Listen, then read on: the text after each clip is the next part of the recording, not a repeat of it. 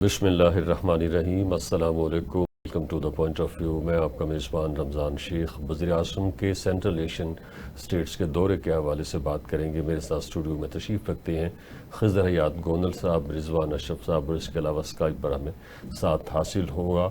हनीफ कमर साहब का as an analyst. आप तीनों का बेहद शुक्रिया, आपने हमें ज्वाइन किया। खिज़र साहब, आपसे गुफ्तगू का आगाज़ करते हैं।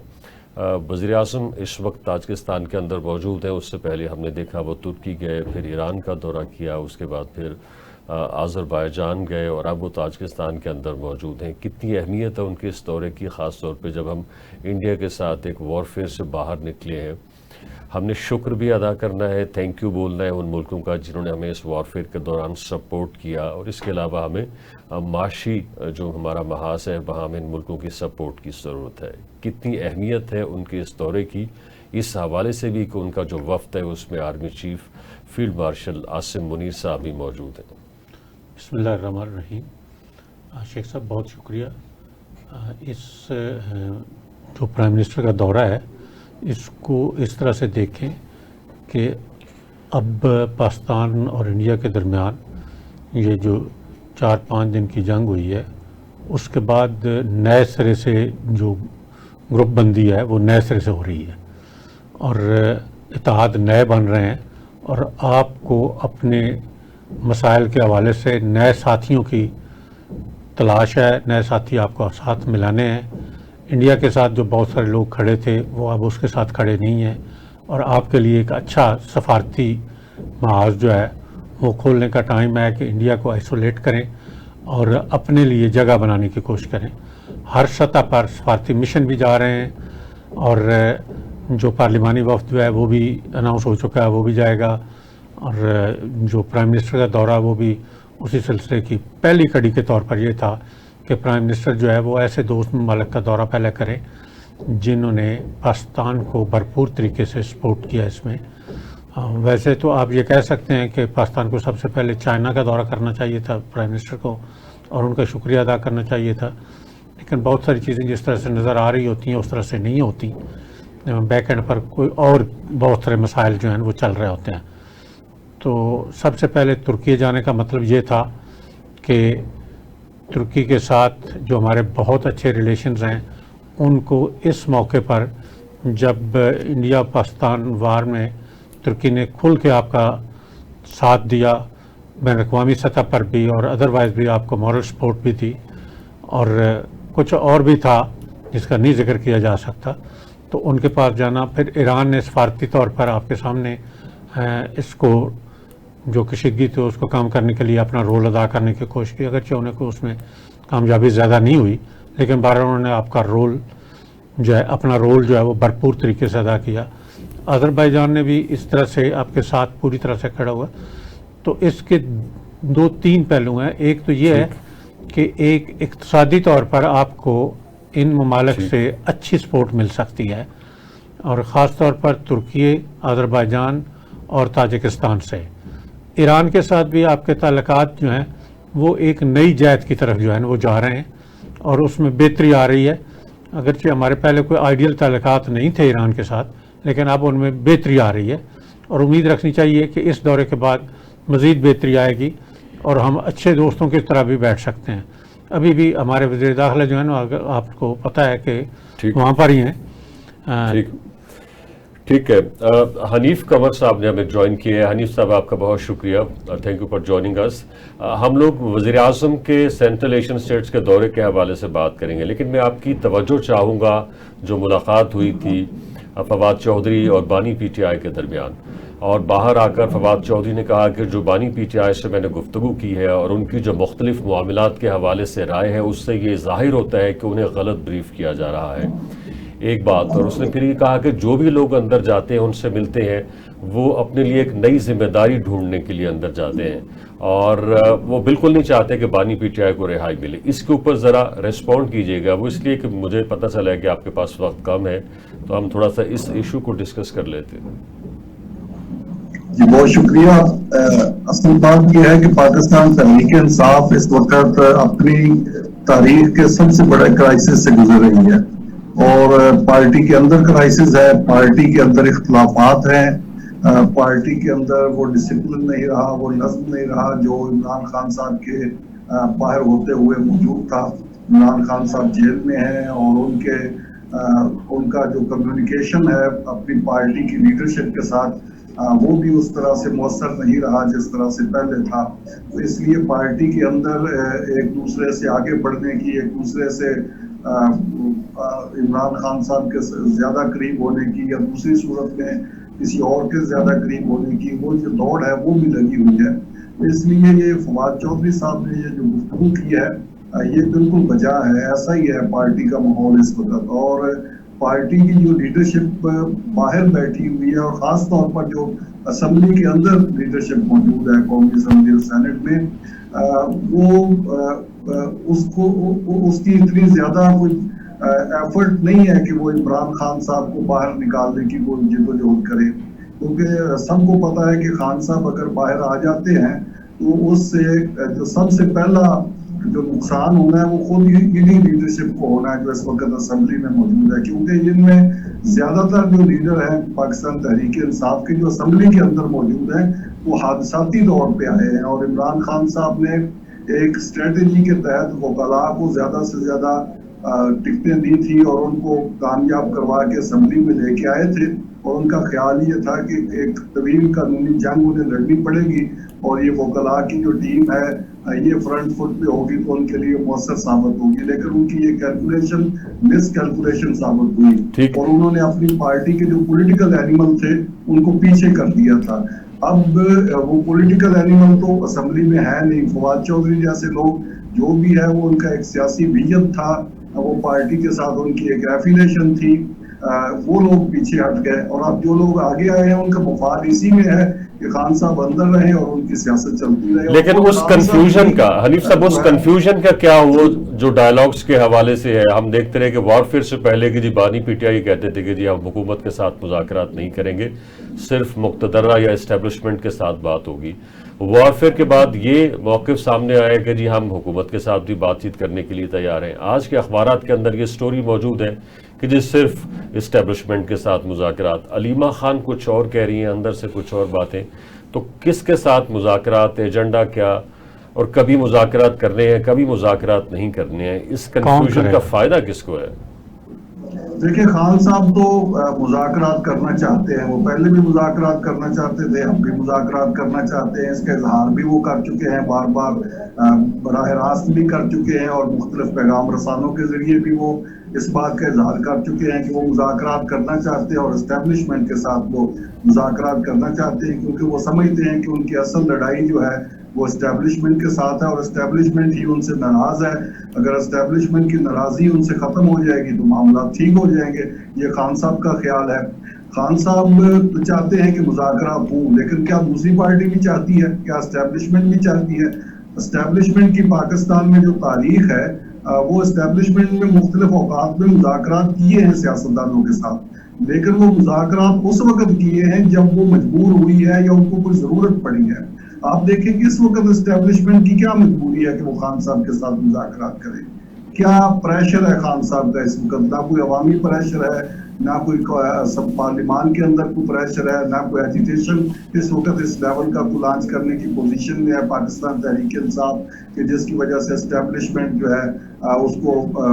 अपनी फिक्र पड़ जाए। तो इस्टेब्लिशमेंट क्यों मुज़ाकरात करेगी? इसलिए खान साहब तो बजा तौर पर ये तवक्को भी करते हैं, इज़हार भी करते हैं, ख्वाहिश भी रखते हैं उनके साथ मुज़ाकरात हों, लेकिन इस्टेब्लिशमेंट की तरफ से फिलहाल साफ जवाब है इस मामले में कि वो कोई मुज़ाकरात नहीं करेंगे, ना करना चाहते हैं। हाँ, अगर ये ऑन द रिकॉर्ड भी ये बात आई है इस्टेब्लिशमेंट की तरफ से, बल्कि DGISPR ने तो मीडिया को के साथ गुफ्तगू में भी ये कहा था, उन्होंने कहा था कि अगर कोई पॉलिटिकल पार्टी या पॉलिटिकल लीडर को मुज़ाकरात करना चाहता है तो मुज़ाकरात हुकूमत के साथ करे या सियासी जमातों के साथ करे, इस्टेब्लिशमेंट के साथ या फौज के साथ मुज़ाकरात का क्या ताल्लुक बनता है? तो इसलिए अब लॉजिकली भी ये बात समझ आती है कि खान साहब की पार्टी इस वक्त इस पोजीशन में नहीं है कि वो एस्टेब्लिशमेंट को दबाव में ला सके।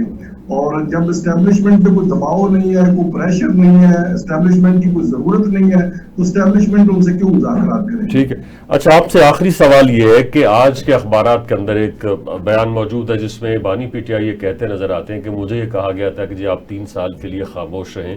कहते हैं कि 2 साल हो गए हैं, 2 साल तो खामोश रहा हूँ। तो वो तो पब्लिकली आके ये कहते हैं कि मैं झुकता नहीं, मैं किसी से डरता नहीं, किसी की बात नहीं मानता, और अब 2 साल के लिए किसके कहने पे वो खामोश रहे हैं। तो ये कंप्रोमाइज्ड पॉलिटिक्स उनकी तरफ से क्यों?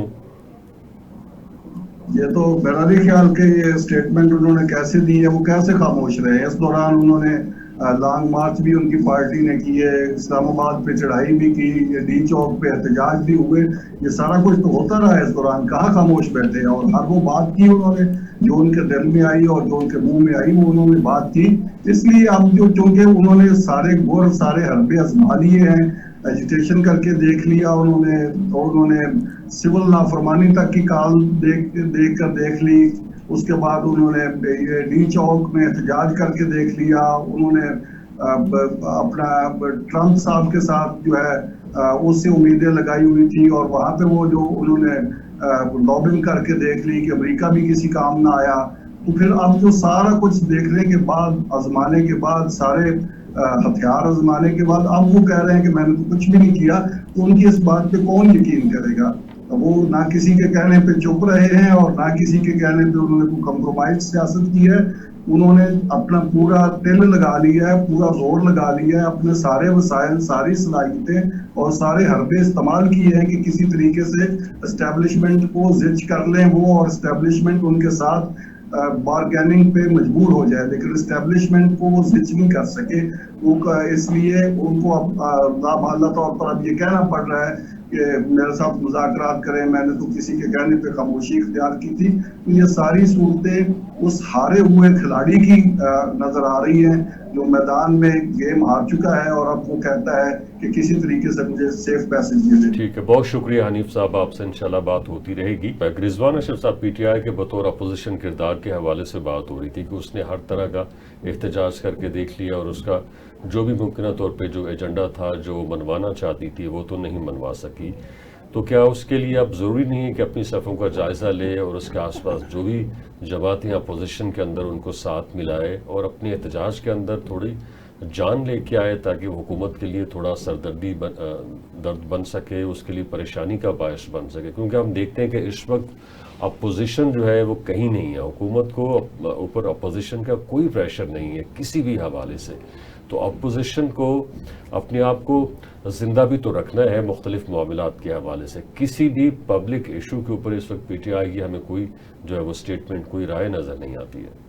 बहुत शुक्रिया शेख साहब, ये जो आप मशवरा दे रहे हैं ये इमरान खान बिल्कुल यही बात करते हैं, और इमरान खान का बिल्कुल यही मौक़िफ़ है कि आपने गवर्नमेंट को टफ टाइम देना है, आपने गवर्नमेंट को हार्ड टाइम देना है, और गवर्नमेंट को ना सिर्फ आपने पार्लियामेंट के अंदर, कौमी असम्बली के अंदर, पंजाब असम्बली के अंदर, सेनेट के अंदर, बल्कि सड़कों के ऊपर भी एहतजाज करके तो गवर्नमेंट को आपने टफ टाइम देना। जितनी देर तक आप गवर्नमेंट को टफ टाइम नहीं देंगे, जितनी देर तक आप उनके खिलाफ एहतजाज नहीं करेंगे, जितनी देर तक आप अपोजिशन को इकट्ठा नहीं करेंगे, आप सड़कों पर नहीं आएंगे, पुरअमन तरीके से एहतजाज नहीं करेंगे, आप पार्लियामेंट के अंदर आवाज़ नहीं उठाएंगे, उतनी देर तक आपकी दाल नहीं गलने वाली। और ये वही बात है जो कि इमरान खान का नुक्ता नज़र है। अब आजकल आपको पता है कि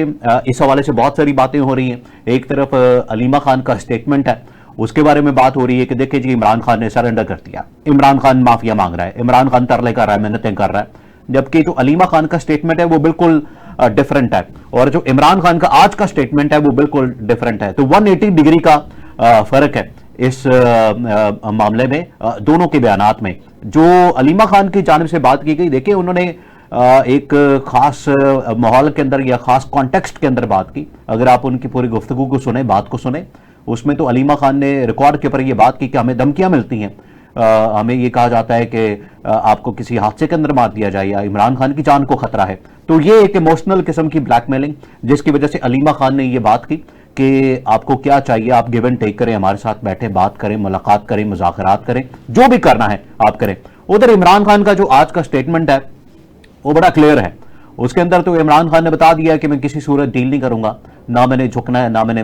سرنڈر کرنا ہے، اور اگر مجھے زندگی بھر بھی جیل میں رہنا پڑا تو میں رہوں گا۔ اب وہی آپ والی بات ہے، عمران خان تو یہ کہہ رہا ہے کہ آپ پارٹی کو منظم کریں، آرگنائز کریں اور تیاری کریں، تحریک کے حوالے سے، لانگ مارچ کے حوالے سے، دھرنے کے حوالے سے، اور یہی عمران خان کی پہلے دن سے حکمت عملی ہے۔ اب پارٹی کو اس کے اوپر چلنا ہے۔ یہ سیاسی تنہائی کس طرح سے ختم ہو سکتی ہے؟ پی ٹی آئی کے اندر اتنی جان ہے، اتنی سمجھ بوجھ ہے کہ وہ دوسری جو سیاسی پارٹیاں ان کو انگیج کرے، کچھ اپنی باتیں منوائے، کچھ ان کی مانے، کہ اتحاد کس طرح کا ہو، کن بنیادوں کے اوپر ہو، اس کو لیڈ کون کرے؟ کیونکہ ہم نے دیکھا ہے کہ پیچھے جب بھی وہ جمعیت علماء اسلام کے ساتھ اتحاد کے حوالے سے بات کرتی تھی تو اس کی لیڈرشپ کے حوالے سے سوالات کھڑے ہو جاتے تھے کہ آخر اس کو لیڈ کون کرے گا۔ اور فضل الرحمان صاحب کو کون نہیں جانتا، وہ سمجھدار ہیں، بہت زیرک ہیں، وہ بھی اپنے پتے چھپا کے رکھتے ہیں۔ تو یہ معاملہ فہمی اور ایک کامن ایجنڈے کے اوپر دوسری پارٹیز کو کنونس کرنا، ساتھ لے کے چلنا، آپ سمجھتے ہیں کہ پی ٹی آئی کی جو اس وقت لیڈرشپ ہے جو ہمارے سامنے ہے، اس کے اندر اتنی سوجھ بوجھ ہے کہ وہ اس سارے معاملے کو آگے لے کے بڑھ سکتی ہے؟ دیکھیں شیخ صاحب، اس میں بڑی میں تو نا واضح بات کروں گا، پہلے پی ٹی آئی کو یہ طے کرنا پڑے گا کہ ان کی بانی پی ٹی آئی کے بعد قیادت ہے کون سی۔ کسی ایک پر کوئی 2 4 10 بندوں پر متفق ہوں تو پھر آگے بات بنے گی نا۔ اگر آپ اتحاد کی اپوزیشن جماعتوں کے ساتھ مل کے کوئی پلیٹ فارم بنانے کی کوشش کرتے ہیں تو اس کا ریسپانسبل کون ہوگا؟ ان کے ساتھ وہ بیٹھیں گے، جو پالیسی طے ہو جائے گی، اگر وہ اپروول وہاں سے لینی ہے تو ہر لیڈر جو وہ اپنی جب اسٹیٹمنٹ دے گا تو جو اتحادی جماعتیں اگر ان کی بنتی ہیں تو وہ پھر کس طرح سے سٹینڈ کر پائیں گی۔ اسی لیے اگر ماضی قریب میں آپ دیکھیں تو بہت ساری کوششیں وہ کر چکے ہیں، کچھ لوگ آگے آتے ہیں پھر پیچھے ہٹ جاتے ہیں، آگے آتے ہیں پیچھے ہٹ جاتے ہیں، اس کی بے یقینی کی وجہ سے۔ ایک دوسرا یہ ہے کہ اگر ہم اس سے پیچھے چلے جائیں تو عمران خان صاحب نے اپنے دور میں سیاستدانوں کے لیے اتنے زیادہ مشکلات کریٹ کی اور ان کے لیے ایسی ایسی زبان استعمال کی معذرت کے ساتھ کہ جس کے بعد لوگ جو ہیں نا وہ واپس موڑنے کو تیار نہیں۔ سیاست میں سیاست کی حد تک رہنا چاہیے، ذاتیات پر اگر آپ کسی کے حملے کریں گے تو پھر آگے اپنے لیے آپ راستے بند کر رہے ہیں۔ اگر آپ 90s والی سیاست کی بات کرتے ہیں تو اس کو دیکھ لیں، اس میں میاں نواز شریف اور بینظیر بھٹو جو ہیں انہوں نے ہر قسم کے آپ نے جو دور میں دوسرے کے خلاف ہتھ کنڈے استعمال کیے، لیکن جب انہوں نے آپس میں میثاق جمہوریت کیا تو اس کے بعد پھر اقتدار میں ہیں نہیں ہیں، انہوں نے وہ لمٹ کراس نہیں کی دونوں طرف سے اور آگے چلتے رہے، کیونکہ جب آپ لمٹ کراس کرتے ہیں تو پھر آنورڈ چل کے آپ کو دوسروں کو ساتھ ملانا مشکل ہو جاتا ہے۔ اور میرے خیال میں اس وقت پی ٹی آئی کے لیے سب سے بڑی مشکل یہ ہوئی پڑی ہے کہ ان پر کسی کو یقین نہیں آ رہا، اپوزیشن جماعتوں کو، کہ یہ کس طرح سے کریں گے۔ اور اس سے بھی بڑی ستم ظریفی یہ ہے کہ ان کی قیادت جو ہے وہ تقسیم ہے اور بھانت بھانت کی بولیاں جو ہیں وہ بولے جا رہے ہیں۔ یہ سمجھ ہی نہیں آ رہی کہ جو مل کے آتا ہے ایک نیا بیانیہ لے کے آتا ہے، بانی پی ٹی آئی سے ملاقات کے بعد جو آتا ہے وہ ایک نیا بیانیہ لے کے آتا ہے، تو اصل بیانیہ ہے کیا، اس میں بھی مشکل ہو رہی ہے۔ اس لیے میں تو اس کو نہیں دیکھ رہا کہ ان کا جو مستقبل قریب میں کوئی اتحاد ایسا بن سکے گا۔ توقع کہ پی ٹی آئی اپنے آپ کو پہلے متحد کرے اور وہ لوگ جو ان کے جیلوں میں گل سڑ رہے ہیں ان کی خبر لیں، اور جن کے ساتھ انہوں نے اپنے دور میں ظلم زیادتیاں کی ہیں ان کے ساتھ جا کے معاملات اپنے پہلے سلجھانے کی کوشش کریں، پھر اتحاد کی بات کریں۔ تو اس طرح کا کوئی لیڈر بھی نہیں اس وقت مجھے تو نہیں کوئی بندہ نظر آ رہا کہ جو ایسی گفتگو کرنے کے یا اس قسم کے سٹیپس لینے کی پوزیشن ہو، چاہے وہ بیرسٹر گور صاحب ہوں یا آپ کہہ لیں گنڈا پور صاحب ہوں، یا اس طرف سے علیمہ خان صاحبہ جو ہیں وہ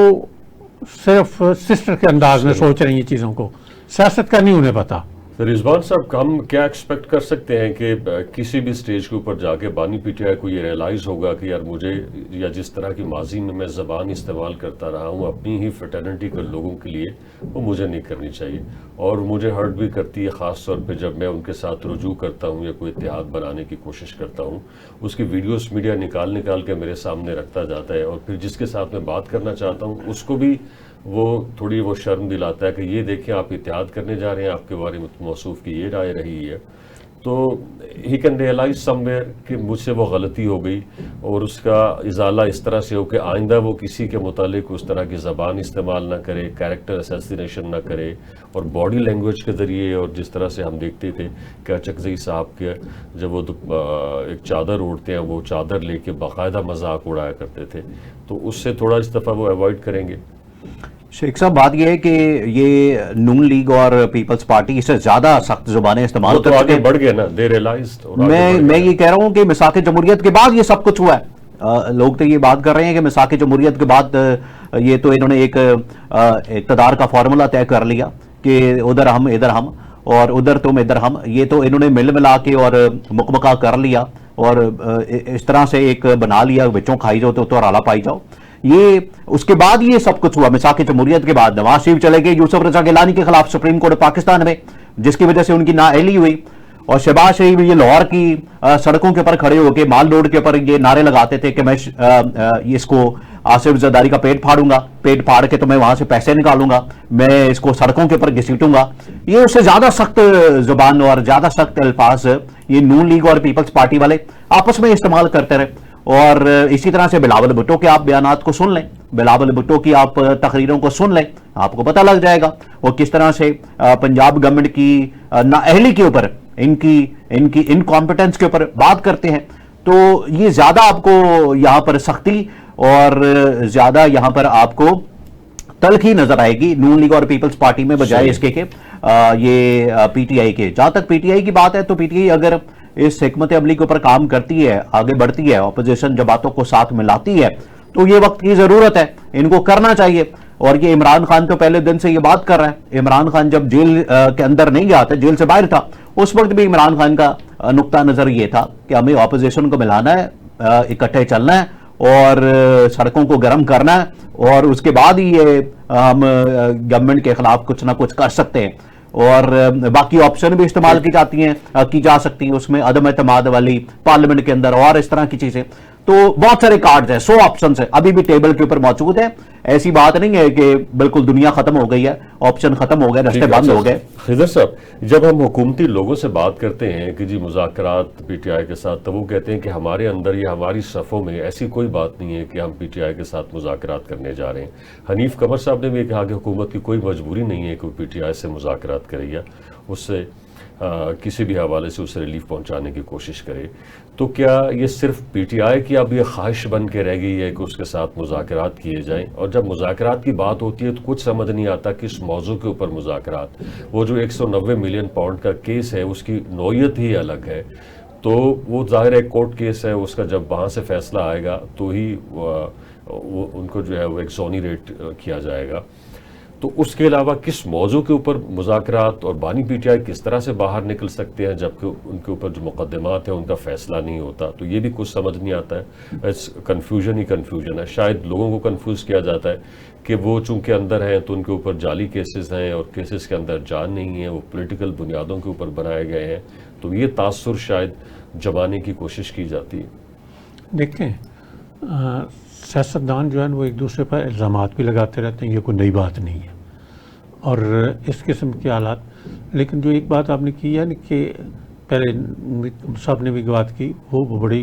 مطلب سمجھداری کی بات ہے کہ اس وقت حکومت کی یا اسٹیبلشمنٹ کی کیا مجبوری ہے کہ وہ مذاکرات کرے؟ کیا اپوزیشن اس حالت میں ہے کہ وہ حکومت کو مجبور کر سکے؟ نہ تو کوئی مضبوط اتحاد بن رہا ہے، مضبوط اتحاد بن رہا ہو تو بھی حکومت کو محسوس ہوتا ہے کہ ہمارے لیے کل کو خطرہ نہ بن جائے، یا خطرہ اگر نہیں بھی بنتے تو ہمیں پارلیمنٹ کے اندر ٹف ٹائم دے دیں گے، وہ بھی ایسی کوئی بات نہیں ہے۔ اور جو پی ٹی آئی ہے اس کی اپنی صفوں میں بھی اتحاد نہیں ہے کہ ان سے انہیں ہوتا کہ یہ اکٹھے ہیں، اب ایک ہی پلیٹ فارم سے ہیں۔ بانی پی ٹی آئی کے اندر ہونے کی وجہ سے، جیل میں ہونے کی وجہ سے پی ٹی آئی جو ہے وہ شروع میں کچھ تھوڑی ایکٹیو رہی ہے، اس کے بعد تو اب آہستہ آہستہ صورتحال جو ہے وہ پیچھے ہی ہٹتی جا رہی ہے۔ جہاں تک مذاکرات والی بات ہے تو حکومت نے تو میرے خیال ہے کبھی مذاکرات سے انکار کیا نہیں، مجھے نہیں یاد پڑتا کہ انہوں نے کہا ہو کہ جی ہم مذاکرات کرنے یاد صادق صاحب نے ایک سٹیپ لیا، اس پر مذاکرات بھی ہوئے، اور پھر پی ٹی آئی کی جو کمیٹی تھی وہ ایک نقطے پر آ کے کہ جی پہلے یہ ہوگا تو مذاکرات میں کوئی ڈیڈ لائن نہیں ہوتی، مذاکرات ہوتے ہیں، آپ بیٹھتے رہیں، بات کرتے رہیں، کہیں نہ کہیں سے کچھ چیزیں سالو ہوتی رہتی ہیں، نئے چیزیں جنریٹ ہوتی رہتی ہیں، نئے مسائل کریٹ ہو جاتے ہیں، لیکن وہ ایک پروسیس ہوتا ہے، اس کو چلتے رہنا چاہیے۔ یہ کر کے بیٹھ جانا کہ جب تک بانی پی ٹی آئی جو ہے اس کے یہ مطالبات نہیں مان لیے جاتے تب تک ہم مذاکرات نہیں کریں، تو پھر تو آپ نے مذاکرات کرنے ہیں نا، پھر حکومت نے مذاکرات نہیں کرنے۔ آپ فیصلہ کر کے اگر بیٹھ جائیں گے تو پھر مذاکرات نہیں ہوتے۔ ہاں، ایشوز پر جا کے بات کریں اور ان کو اپنے دلائل کے ساتھ وہاں قائل کرنے کی کوشش کریں، پھر مسائل حل ہو سکتے ہیں۔ صحیح۔ رضوان صاحب، یہ جو علیمہ خان صاحبہ نے کہا کہ جو لوگ وزن نہیں اٹھا سکتے وہ پی ٹی آئی سے الگ ہو جائیں، یہ بانی پی ٹی آئی نے بیسکلی کنوے کیا ان کو کہ آپ باہر جا کے بات کریں، تو یہ کس کی طرف اشارہ ہے؟ ابھی جتنی بھی ہم نے ڈسکشن کی ہے اس کے اندر اس کا جو نچوڑ تھا وہ یہی تھا کہ پی ٹی آئی کے اندر ان اٹ سیلف جو ہے وہ اتحاد نہیں ہے۔ اب بانی پی ٹی آئی یا اس کے بعد کی جو لیڈرشپ ہے وہی اپنے لوگوں کو سسپیکٹ کرتی رہتی ہے کہ یہ بااعتماد ہے، یہ بااعتماد نہیں ہے، یہ جو ہے وہ بار اٹھا سکتا ہے، یہ نہیں اٹھا سکتا، اور ابھی مطلب کون یہ سمجھے کہ میں اس سٹیٹمنٹ کے زمرے میں آتا ہوں یا مجھ پہ یہ لاگو ہوتی ہے اور مجھے الگ ہو جانا چاہیے، اسے آپ کس طرح سے ویو کرتے ہیں؟ شیخ صاحب، یہ عمران خان کو بالکل اندر بیٹھ کے بھی تمام چیزوں کا پتہ ہے۔ باہر ہم جو بات کر رہے ہیں یا باہر جو لوگ بات کر رہے ہیں، عمران خان کو یہ جو موجودہ قیادت ہے، موجودہ جو لیڈرشپ ہے اور ایون کہ جو گورنمنٹ ہے، اس سے بھی کہیں زیادہ انفارمیشن عمران خان کے پاس موجود ہے۔ عمران خان کو یہ تمام چیزوں کا پتہ ہے، اور یہ جو وکٹ کے دونوں جانب کھیلنے والے لوگ ہیں، عمران خان کو ان کا بھی پتہ ہے۔ اسی وجہ سے عمران خان کہتا ہے کہ یہ جو وکٹ کے دونوں جانب کھیلنے والے لوگ ہیں یہ اپنا فیصلہ خود کر لیں، یہ نہ ہو کہ میں پھر ان کے بارے میں فیصلہ کروں۔ یہ عمران خان نے ان کو ایک راستہ دیا، آپشن دیا کہ آپ اگر وکٹ کے دونوں جانب کھیلنے کے لیے یہاں پر بیٹھے ہوئے ہیں اور